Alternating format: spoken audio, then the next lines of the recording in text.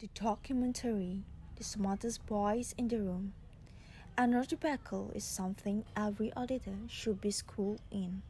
Watch for the real-life examples of how a negative tone at the top can take a whole organization.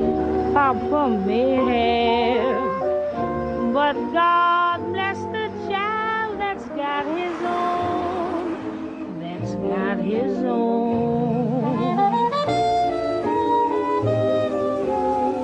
Money, you got lots of friends crowding round the door.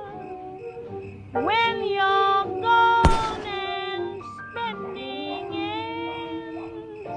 On this date at 2:23 a.m., Sugarland Police discovered John C. Baxter located inside his vehicle with an apparent gunshot wound to the head. At this time, it has been a suicide note located. Sort of, can you give us any indication whether this was related to Enron's bankruptcy? We do know that he was an Enron employee, but as far as any other indications of why he committed suicide, no, we do not. CEOs generally don't just resign out of the blue without a well-orchestrated PR campaign beforehand to pave the way so there's no disruption, there's no questions, there's no front-page stories, which of course is exactly what happened. It was at that point that I knew the architect of the disaster knows that it's crumbling and the rat is leaving the sinking ship. 2 days later, I met with him and Ken Lay, because I had informed the company that I was going to downgrade the stock on Skilling's resignation. I asked Jeff Skilling, are there any more shoes to drop? Have we seen the worst of it? And I was concerned about the energy crisis that was occurring in California. Well, Skilling convinced me that it was for personal reasons. I left his meeting feeling sort of emotional because of the concern that he seemed to be showing about the relationship he had with his family. He appeared to be distraught.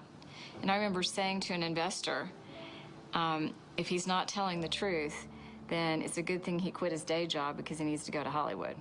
I left Enron on August 14, 2001 for personal reasons. Mr. Skilling, a massive earthquake struck Enron right after your departure. And people in far inferior positions to you could see cracks in the walls, feel the tremors, feel the windows rattling. And you want us to believe that you sat there in your office and didn't and had no clue that this place was about to collapse. On the day I left, on August 14th, 2001, I believe the company was in strong financial condition. I think he was smart enough, and he didn't even have to be that smart. He had seen documents that I think predicted the future. I think he was smart enough to think, I can get out now, and this company isn't going to collapse for a year, maybe a year and a half, so I won't get the blame. It was working fine when I left, guys. After Skilling resigned, Enron's chairman, Ken Lay, took over as CEO.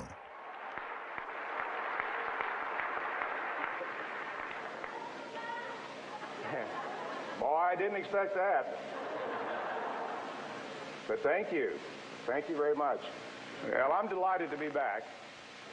I'm sorry Jeff did resign. It was a stunning announcement that he was stepping down as the CEO.